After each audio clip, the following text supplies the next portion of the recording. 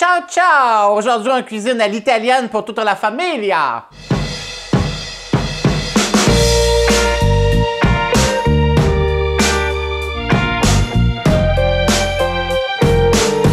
Bonjour tout le monde, alors vous aurez bien deviné que cette semaine on cuisine à l'italienne. Tout le monde aime ça, d'écouter des plats de viande italiens, des plats de pâtes, des desserts italiens, c'est toujours gagnant, c'est toujours winners.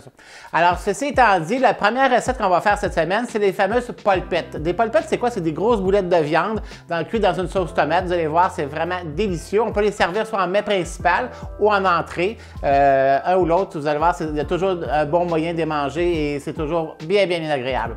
Après ça, je vais vous faire une lasagne, mais une lasagne un peu défaite, déconstruite un peu. Vous allez voir pour que ce soit un petit peu plus rapide à faire. Entre le macaroni et la lasagne, en tout cas, vous allez voir, ça va être super rapide et super bon à manger après. Et comme dessert, qui dit italien, souvent dit peut-être citron, évidemment, mais cette fois-ci, je vais faire une tarte aux figues, une tarte fine aux figues qu'on va servir avec des framboises après. Vous allez voir, c'est tout à fait délicieux. Ça va faire un petit goût sucré italien. Ça va être vraiment extraordinaire. Donc, je commence, comme je vous disais au préalable, avec la première recette, les fameuses polpettes. Ce que ça prend pour faire des polpettes, évidemment, de la viande, c'est des boulettes. Alors, ça nous prend 3 viandes. Alors, ça nous prend du bœuf haché, du porc haché et du veau haché. Mais si vous n'avez pas le veau, vous pouvez toujours prendre juste une des 3 viandes, il n'y a pas de problème. Mais le mélange des viandes, quand même, donne une texture et une saveur intéressante aux fameuses boulettes. Ça va prendre aussi de l'oignon.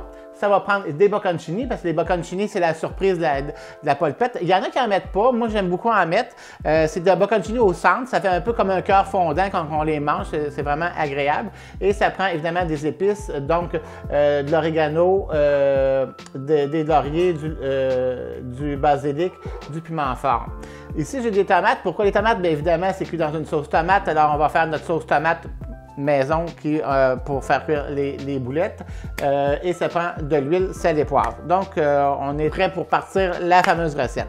Je vais partir, premièrement, la sauce tomate, ça va peut-être un petit peu plus long à cuire. Donc, on va mettre un petit peu d'huile dans le fond. Puis, le temps que ça chauffe, je vais mettre mes viandes dans mon bol. Alors, donc, bœuf haché, porc haché et veau haché. On va mettre de l'oignon. Ça prend un oignon haché fin. Moi, dans mon cas ici, je mets de l'oignon. Si vous aimez l'ail, vous pouvez mettre de l'ail. Il n'y a pas de problème. La cuisine italienne, souvent, il y a de l'ail. Aussi, ce qu'on pourrait faire pour faire les polpettes, on pourrait toujours faire un mélange aussi avec des saucisses italiennes. Vous savez, au lieu de prendre l'exemple du porc haché, on aurait pu prendre veau et bœuf haché avec une partie, la troisième partie de chair à saucisse italienne, soit douce ou piquante, peu importe, ça n'a pas d'importance, c'est selon votre choix à vous autres. Donc, ça prend un oignon. À ça, on va mettre de l'orégano à l'intérieur de nos boulettes. On va mettre du poivre. On met pas mal de poivre et évidemment du sel.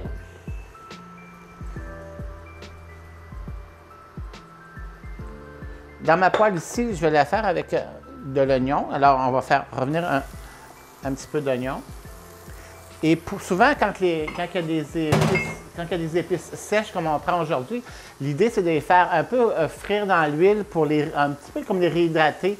Ce qui va faire accentuer la saveur des épices séchées, parce que des fois, elles s'atténuent un petit peu à cause du fait qu'elles sont séchées. Alors donc, en les faisant frire un petit peu un peu d'huile, ça va donner plus de saveur, puis l'huile va être encore plus goûteuse, donc la sauce va être encore plus goûteuse. Donc, ce que ça prend, on va mettre un peu de basilic.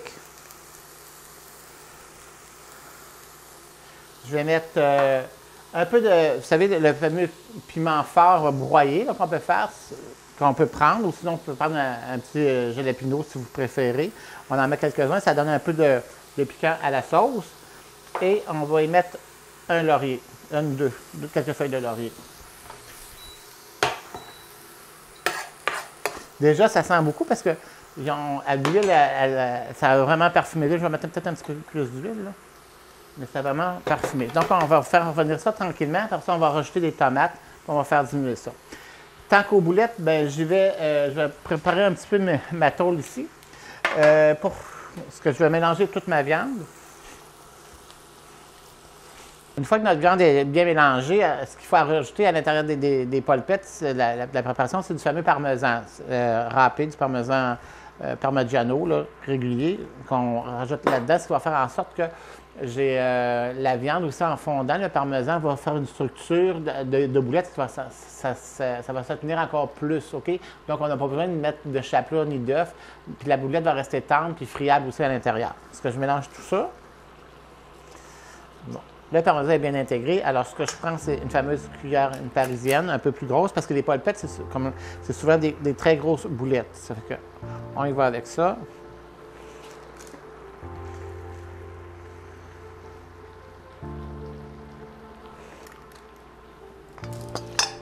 Donc, ma viande est toute séparée. On va prendre les boulettes.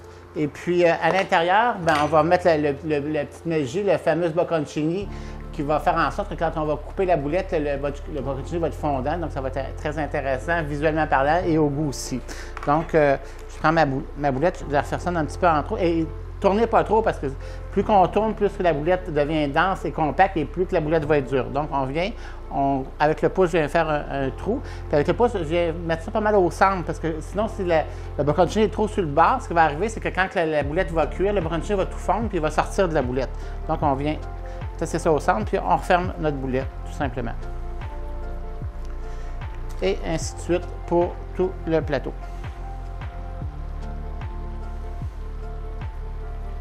Alors, mes boulettes sont prêtes, sont farcies avec les bocconcini. Maintenant, on va faire une première cuisson avec les boulettes de façon à faire une couche croûtée qui fait en sorte que la boulette va se tenir là. En premier, dans cette première cuisson-là. On envoie ça au four à 350-375, environ une quinzaine de minutes, de façon à ce que donner une première cuisson à la boulette. Puis les boulettes, une fois que ce sera fait, on va transférer ça dans la sauce, puis on va retourner ça, cuire ça tout ensemble. Pendant que la sauce aussi, elle va diminuer, puis elle va épaissir en même temps. Que j'envoie ça au four, et puis on y va. Une quinzaine de minutes après, donc notre sauce, nos tomates ont vraiment diminué. Ce que je vais faire, je vais juste les piler un petit peu à l'aide d'un pile pomme de terre. On va défaire un petit peu la chair des tomates pour faire plus comme une sauce que des morceaux de tomates cuites, là. Je veux pas la passer non plus ni au robot, ni avec le bras mélangeur. Je veux vraiment qu'il reste des petits morceaux de tomates à l'intérieur. C'est ça qui va être le fun dans cette sauce-là. C'est pas une sauce lisse que je vais aller chercher. Ça, c'est fait. On va saler et poivrer parce que je n'avais pas vraiment assaisonné.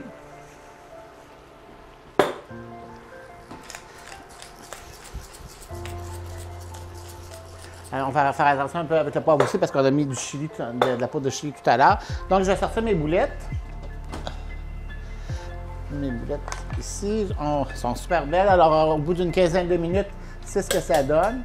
C'est juste pour faire une espèce de couche protectrice pour que les boulettes tiennent ensemble. Parce qu'on va déposer nos boulettes dans la sauce tomate. Et le jus de cuisson, on va ajouter ça à nos tomates parce que c'est plein de saveurs.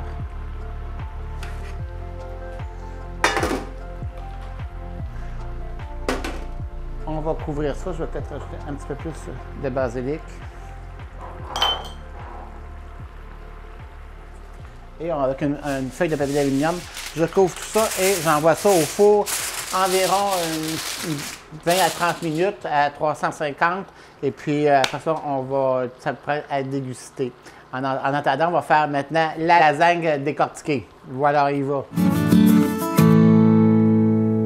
Notre fameux plat de pâtes, la lasagne déconstruite. Ce que ça prend pour faire ça, bien évidemment, ça prend de la viande ou sans viande, si vous préférez, mais dans mon cas, c'est de la viande. J'ai pris du porc haché et du bœuf haché.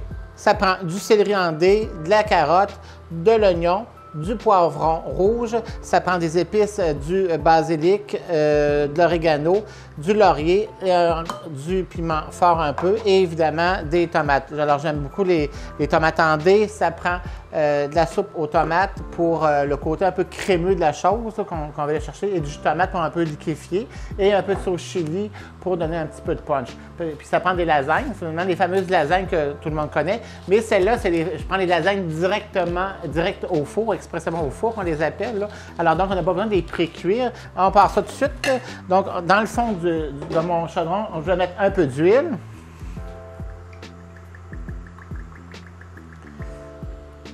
À ça, je vais commencer par les viandes. Je vais mettre mes viandes que je vais défaire un petit peu en morceaux. Si vous auriez aimé, vous auriez pu mettre aussi des saucisses ou du saucisson. Il n'y a pas de problème là-dedans.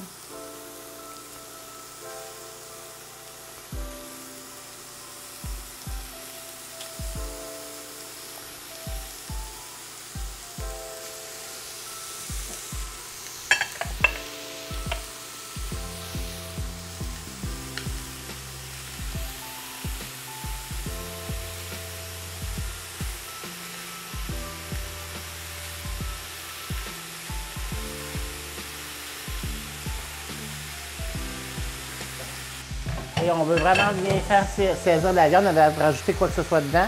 On pourrait mettre les oignons tout de suite parce que les oignons vont caraméliser aussi. Ils vont donner beaucoup de saveur à la viande. Si vous aimez de l'ail, vous pouvez mettre de l'ail, il n'y a pas de problème non plus.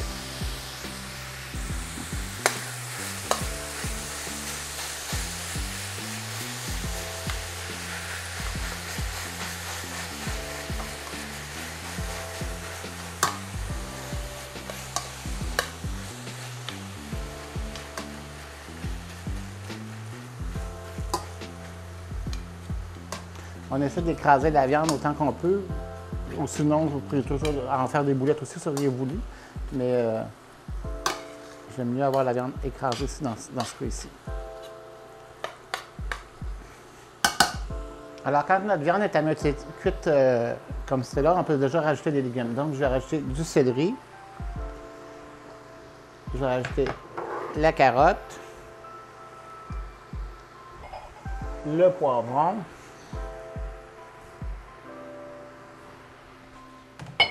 Et puis, je vais rajouter quelques épices. Donc, je vais mettre un peu de piment fort.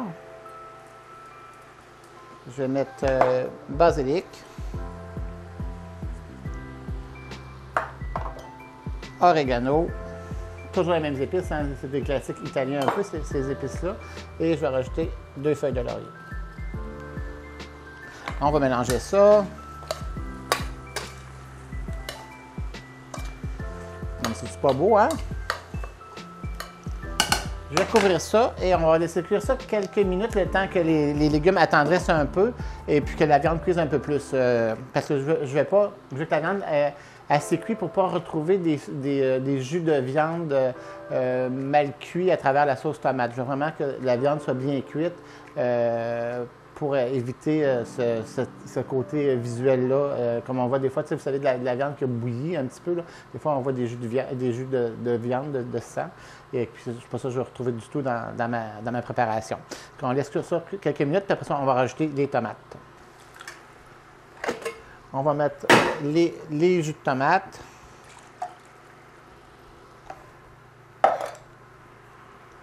Ça fait une bonne quantité de pâte, mais on peut facilement congeler cette recette-là, il n'y a pas de problème. Puis quand on la réchauffe, ben, c'est toujours pratique. La soupe aux tomates.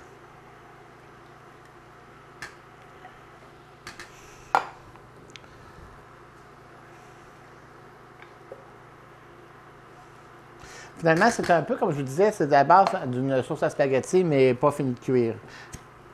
Et un peu de chili, de sauce chili.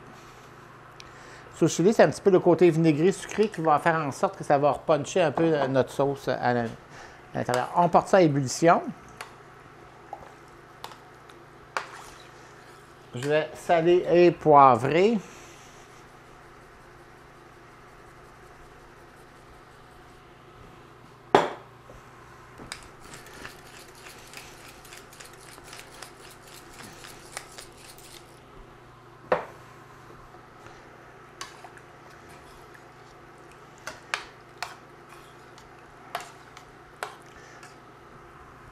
Comme je vous disais, on porte juste à ébullition parce que l'étape après, je vais venir casser mes pâtes dans cette sauce-là.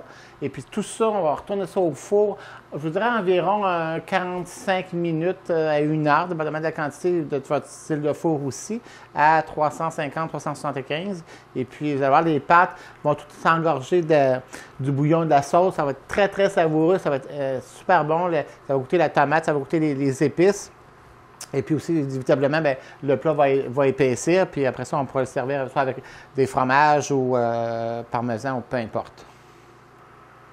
Notre sauce à bout, alors c'est à ce moment-là qu'on commence à déconstruire avec nos fameuses lasagnes ici. On va prendre nos lasagnes, on va les casser tout simplement. Vous les coupez en gros morceaux. L'idée, c'est vraiment d'avoir des beaux gros morceaux de pâte à l'intérieur de notre sauce. Donc, on vient déconstruire tout ça, casser tout ça dans notre pâte.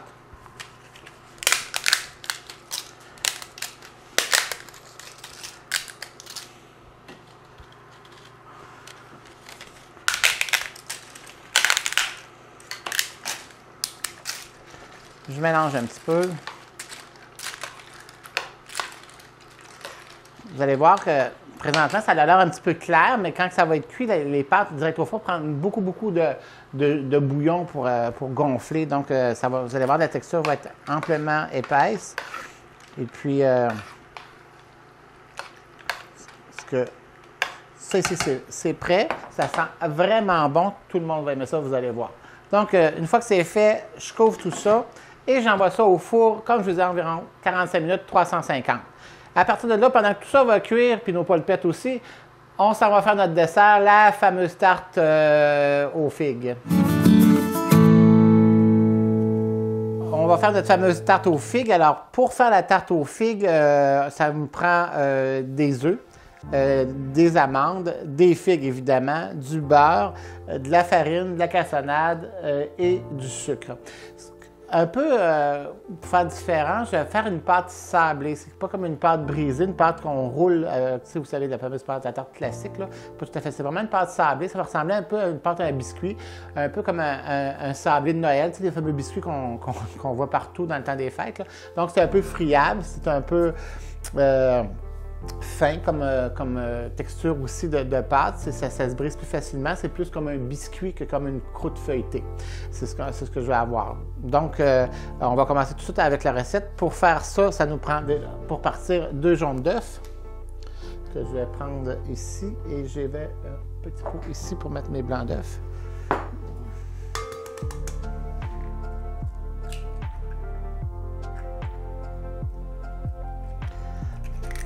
Deux jaunes d'œufs.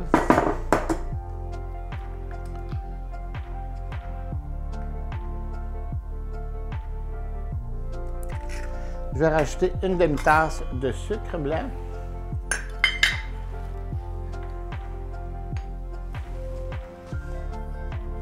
Et ça ici, on va fouetter ça ensemble au malaxeur.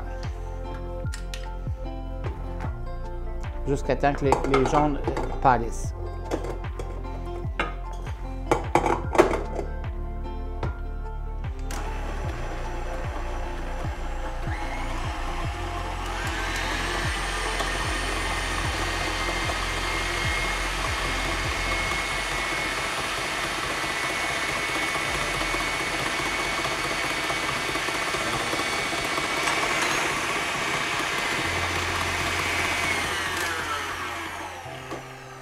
Donc, on peut voir que notre préparation de sucre et de jaune d'œuf a bien parlé. C'est vraiment un jaune pâle, puis ça fait comme un ruban, là. Donc, c'est ce qu'on veut. À ça, ici, je vais rajouter le beurre fondu. Ça prend 6 cuillères à table de beurre fondu. Et ça va prendre, c'est le beurre qui va faire en sorte, ça paraît beaucoup de beurre, mais c'est le beurre qui va faire comme un biscuit, qui va faire que le biscuit devient friable et puis le biscuit ne devient pas dur, là, qui va être moelleux. C'est ce qu'on veut. Puis à ça, on va rajouter une tasse et demie de farine.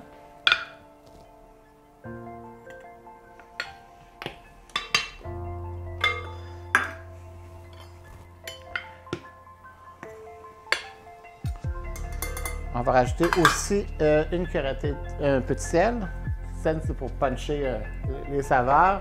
Et puis à ça, je vais rajouter de la poudre à pâte que j'ai ici, une cuillerée de poudre à pâte. La poudre à pâte, c'est pour alléger la pâte et lui donner un peu de fluffy. j'ai pas besoin de tamiser comme un gâteau les ingrédients secs parce que c'est comme une pâte dans le fond. Donc, c'est une autre texture, une autre façon de faire la chose. On remet tout ça, puis vous allez voir ce que ça va donner comme texture de pâte.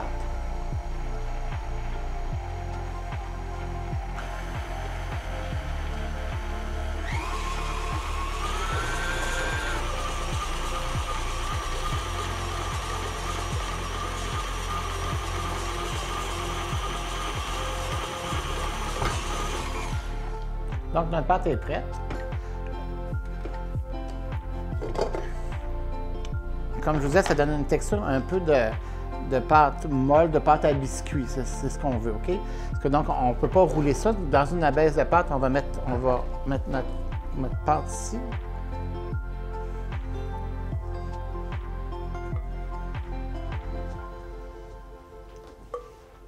Comme ça, puis on va l'étendre tout le tour au doigt. Comme si on avait une pâte à biscuit.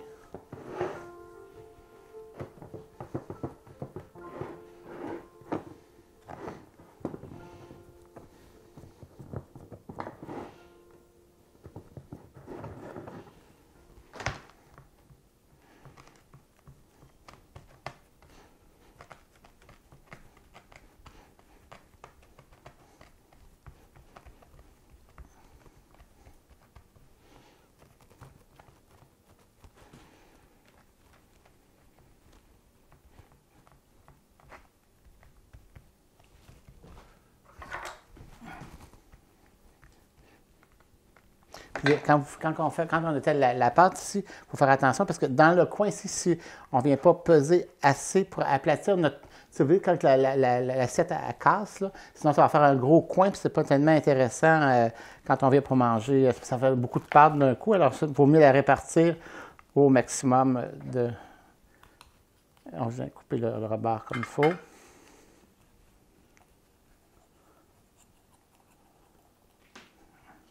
Et on vient remettre ça. Donc, première étape de fait. Alors, donc, avec les figues, le fond, ça sera un fond d'amande broyé avec cassonade. Ça va faire une espèce de caramel. On va mettre des petites noisettes de beurre qui va faire une espèce de caramel qui va enrober un peu nos fameuses figues. Donc, pour faire le fond, ça me prend une tasse d'amandes broyées. Donc, on va mettre une tasse ici.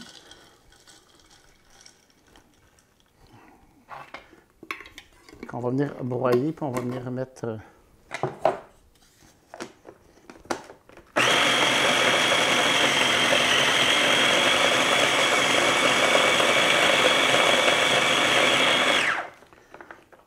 Les amandes, j'en veux vraiment comme une poudre, là. Je ne veux pas que ce soit des morceaux, OK?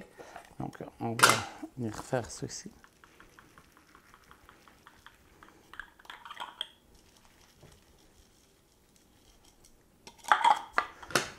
Ici, on va répartir ça comme il faut. Je vais venir mettre un peu de sucre brun par-dessus.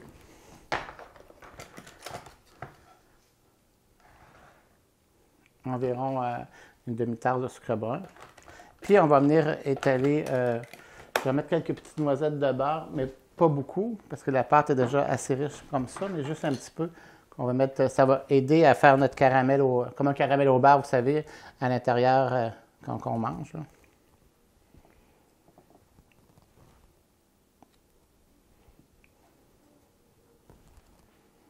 Donc, comme ça.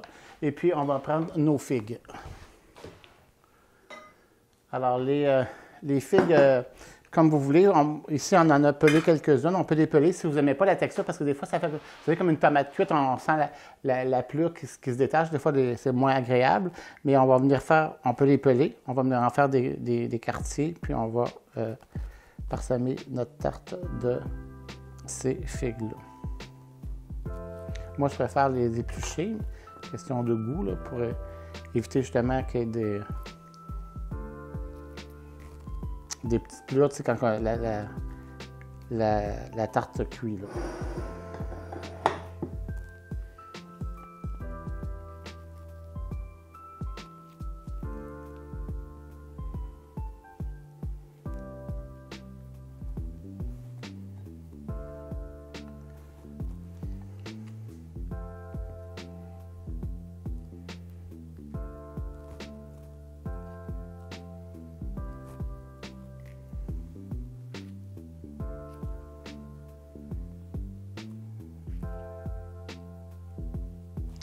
Et voilà.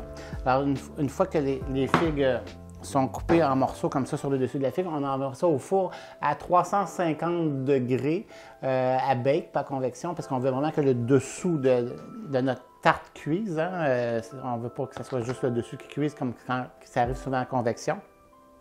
On envoie ça au four à 350 environ, pas environ, 350, plus ou moins une trentaine de minutes, 30, 35 minutes, 40 minutes. Vous allez voir quand quand la croûte est cuite, comme un biscuit, puis le dessus est bien doré, ça veut dire que c'est prêt. Puis on va servir ça tantôt avec des framboises, puis on va être presque prêt à souper. Parce qu'on envoie ça au four.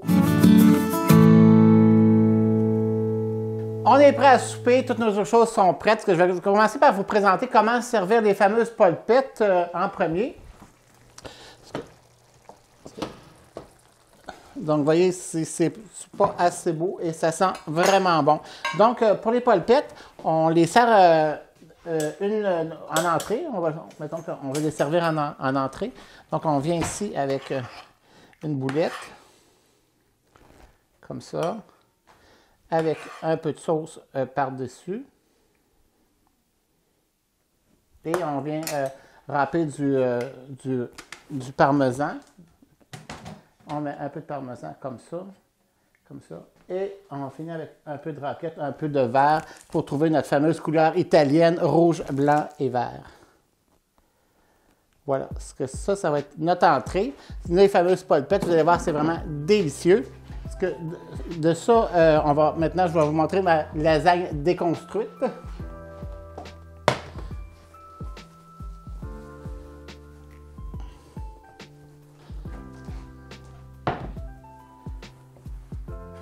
Oh wow! Ça sent bon. Puis quand on le sort du four, comme ça, faites comme moi, vous laissez quelques minutes à tiédir sur le rond, parce que là, toutes les saveurs, la texture va tout s'amalgamer, puis ça va refroidir, puis ça va comme se tempérer, ça va être super bon. Ça, regardez-moi ça, si ça n'a pas l'air pas assez bon. Que ça, c'est pour notre lasagne déconstruite. Et puis, la fameuse tarte aux figues, c'est prêt. Donc, vous la servez comme ça, ou avec des framboises, ou avec la crème glacée, c'est un pur délice. Ça fait que tout le monde à la table, ça fait que ciao, ciao, à la semaine prochaine!